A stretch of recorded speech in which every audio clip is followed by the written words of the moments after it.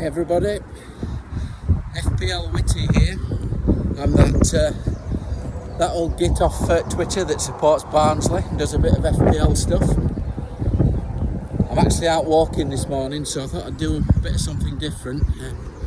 I write articles for Fantasy Football Geek, so if you've not already checked that out, then do so. I've got some brilliant contributors on there, far better managers than me, but I think I write the longest articles. They'll take you all week to read, so check that out. But I'm going to be doing my articles still, but I'm going to be doing a bit of stuff on the go this year, so I like my walking. I'm actually out on the banks of the Calder and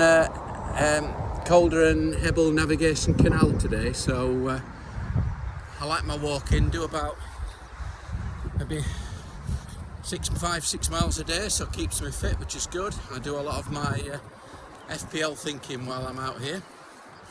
So yeah, it's been an interesting week. We've had all the price reveals this week, which is great fun. Dropping all the teams in at 2-hour intervals, which has been good fun.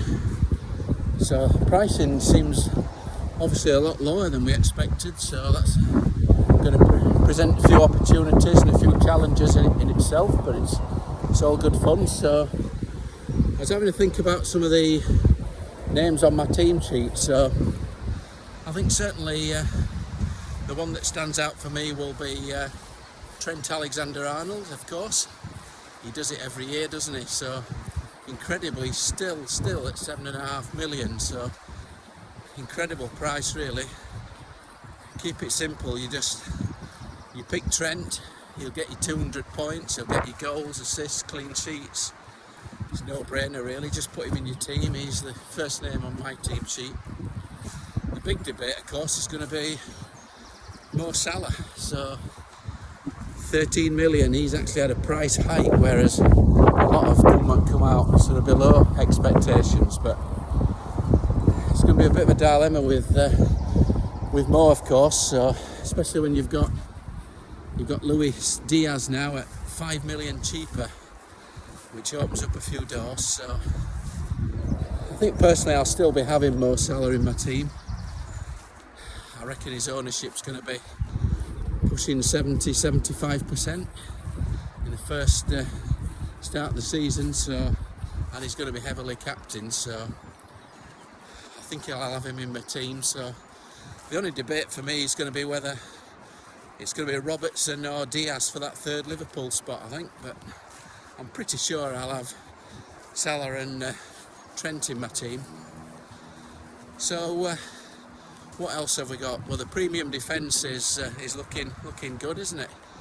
We've got Chilwell and Reece James both coming in at 6, and I think I'll still be going with Cancelo. I mean, at the end of the day, he was only 7 points less than Trent last season, and he's coming in 500,000 cheaper, so 7 million. Still think that's a bargain for the best defence in the Premier League. The keepers are obviously really cheap this year, aren't they? You've got a few good 4.5 options. Probably Raya is the best, but a bit of a shock to see Mendy coming out at 5. So when you've got players like Mendy and Lloris, that's a bit of a tempter. I think I'll be possibly on a slight upgrade from a 4.5 keeper this year with a value there. And I think in defence I like Matty Cash at 5, and some good 4.5s in there. Johnny Otto, I like Johnny Otto. You've got the Arsenal guys, Tomiyasu and Ben White.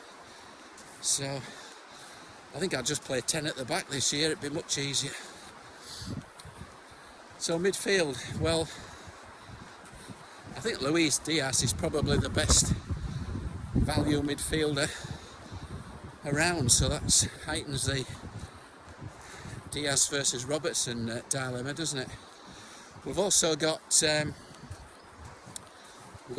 Man City boys in there at 8. We've got sort of Foden, Grealish, and Mahrez could be interesting, of course, if Jesus and Sterling disappear.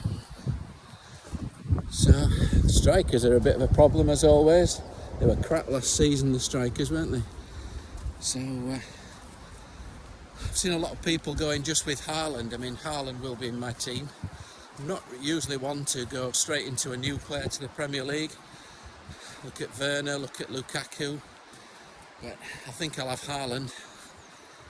So I've seen a lot of people going one up top and a couple of really cheap non-playing strikers up there, which I think I can stomach one up there, but I don't really like one striker up there, so I certainly don't want two. So I think I'll be going for a mid-price striker, whether that's Watkins or Tony, maybe Callum Wilson, somebody like that. So anyway, lots to consider, and it's all good fun. So I'll be doing a bit more thinking while I'm out on my walks.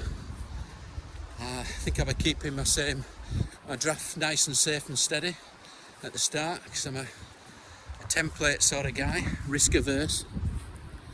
Although my wife does say to me sometimes, "Whitty, you take too many risks." I says, "No, I don't. I'm not risky person at all." Mind you, I was trimming my pubic hairs with a chainsaw at the time.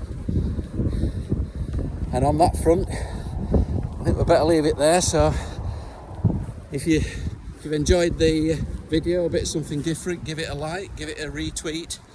I'll be doing a few more, but I'll have my first article on Fantasy Football Geek out there in the next week or so. Next week, next 2 weeks possibly.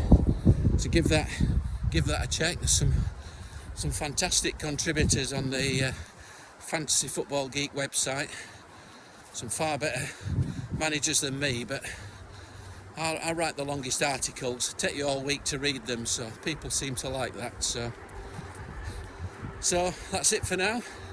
Till next time. So as they say in Barnsley, I'll see thee.